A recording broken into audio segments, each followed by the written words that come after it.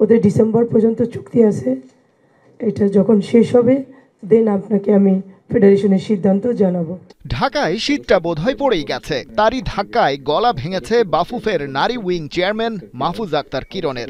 একই রকম ভাঙনের খেলা তার অধীনে থাকা বাংলাদেশ নারী দলের। বাফুফের এই কর্তার পাশেই বসে থাকা হেড কোচ পিটার বাটলারের বিরুদ্ধে বিদ্রোহ করে সিনিয়র ফুটবলারদের একটা অংশ এখন পাকাপাকিভাবে দলের বাইরে, অথচ তারা এখনও ফেডারেশনের সাথে চুক্তিবদ্ধ, তাই বেতনও পাচ্ছেন নিয়মিত।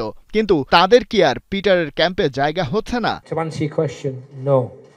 And I'm fed up of asking that question, so please don't ask it again. কঠিন কথা সহজেই বলে দিলেন হেড কোচ।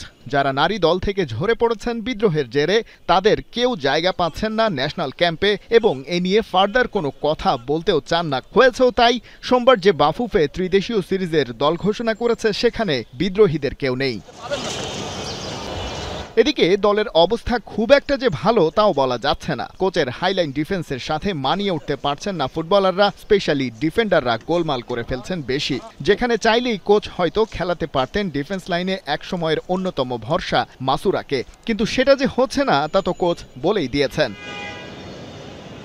তাহলে সমাধান কোথায়? সামনে ত্রিদেশীয় সিরিজ, বাংলাদেশ খেলবে র্যাঙ্কিংয়ে তুলনামূলক এগিয়ে থাকা মালয়েশিয়া আর আজারবাইজানের সাথে, আর এশিয়া কাপের মূল পর্ব তো আছেই। সেই সব প্রশ্ন উঠলে কোচ অবশ্য ফেদেছেন পুরনো গল্পই।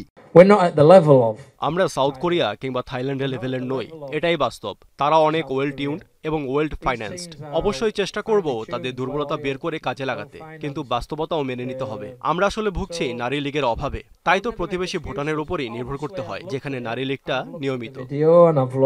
নারী লীগের কথা তুলে বাফুফে ম্যানেজমেন্টের দুর্বলতায় হাত দিয়ে রাখলেন কি পিটার বাটলার? তাই কোচের সব ডিসিশনই মুখ বুঝে সহ্য করা। কোচ বনাম ম্যানেজমেন্টের এই ইঁদুর বেড়াল খেলার মাঝেই ফুটবলাররা আপাতত নিজেদের ভুল শুধরে নেয়ার চেষ্টায় ব্যস্ত। থাইল্যান্ড ম্যাচে যে ভুলগুলো আমরা করেছি সেটার পরে কোচ আমাদের এই 20-25 দিনে কোচ দেখাইছে যে কিভাবে ভুলগুলো শুধরাইতে হবে। আমরাও শিখছি ওখান থেকে যে কিভাবে আরো বেটার করতে পারি। আমরা যেহেতু আজারবাইজানের সাথে খেলা, ওদের খেলা এখনো আমরা ভাবে দেখি নাই, আর দেখাবে।